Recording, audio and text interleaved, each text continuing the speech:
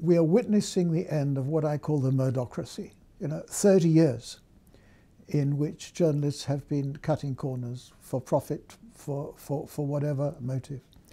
And how it's a bit like the MPs and the expenses scandal. What are you ever going to be remembered for? The disgrace in which you left? Well, no journalist wants to go through that. So I think with the process of re-education and self-education, journalists are pretty aware kind of people. They see what's going on around them. They'd want to have suffer the fate of the star columnist who's suspended, or they don't want to suddenly appear before a parliamentary inquiry. They don't want to lose their job over hacking or improper relations with the police. No, I think we've turned a very big corner here. I think in recent weeks people have woken up to the fallibility of journalism, especially in its ethical dimension. For years we don't believe everything we read, everything we see, but we preferred to suppose it was gathered by honest means. Now we have a series of events: the retreat of the Murdoch empire, the disgrace of its hacking methods, and there may be other papers involved. We have the Independent suspending its star columnist over accusations of plagiarism. And what I've added to the mix was some recollections from my long time in television news that broadcast journalism is not exempt.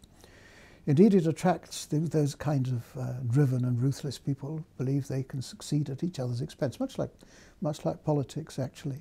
And I do know, and I have detailed in the past, not giving names and places for obvious legal reasons, some of the things that happen.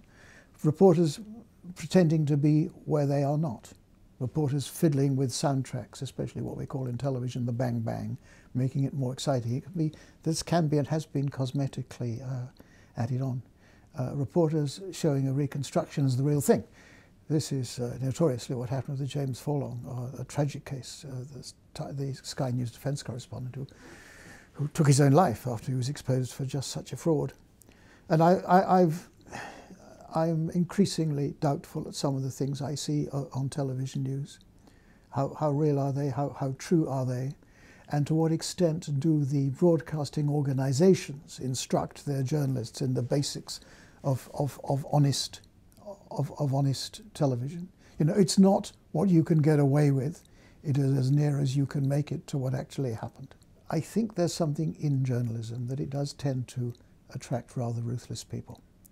Print, television, radio, the lot. They compete, interestingly, a bit like politicians compete, not so much with politicians of other parties, but with their own party. So if I'm a BBC television news reporter, I would be consciously competing with my colleagues, and that happens, and you want to shine among them. I think what's happened in recent weeks is incredibly healthy development. Is people are really having to go back to basics. Why are you in this? You're in this business to tell the truth. And I really hope that the editors in future will come down very hard and early on infractions.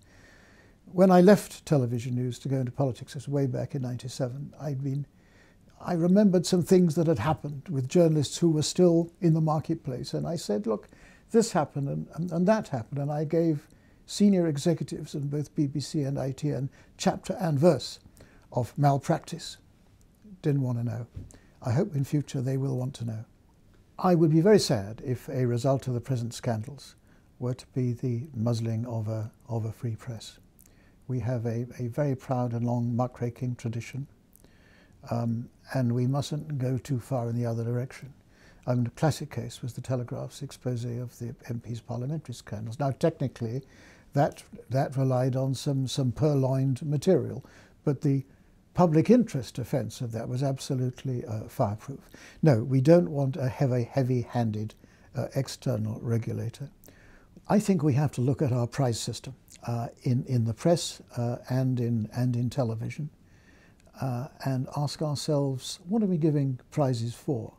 Is it the noisiest, the flashiest, the most meretricious, the apparently big scoop?